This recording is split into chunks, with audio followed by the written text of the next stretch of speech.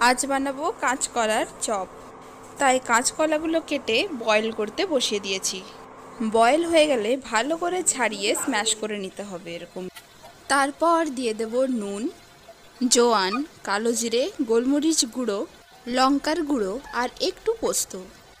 তারপর ভালো করে এটাকে মিক্স করে মেখে নিতে হবে। তারপর দিয়ে দিলাম চিনেবাদাম ভাজা। আমি এখানে চানাচুরের বাদাম ইউজ করেছি। আর দিয়ে দেব পেঁয়াজ কুচি, আর বাইন্ডিংয়ের জন্য দিয়ে দেব বেসন। তারপর আবারও ভালো করে মেখে চপের শেপে বানিয়ে নেব। তারপর গরম তেলে ভেজেই রেডি কিন্তু আমাদের কাঁচকলার চপ। আর চপের সাথে খাওয়ার জন্য বানাবো ধনেপাতার চাটনি।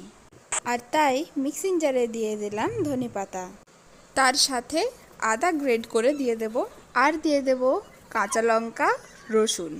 তারপর ভালো করে পেস্ট করে নিয়ে একটা বাটিতে ঢেলে দেব। তারপর ওপর থেকে দিয়ে দেব স্বাদ মতো নুন আর চিনি। ভালো করে মিক্স করে নিলেই রেডি ধনেপাতার চাটনি।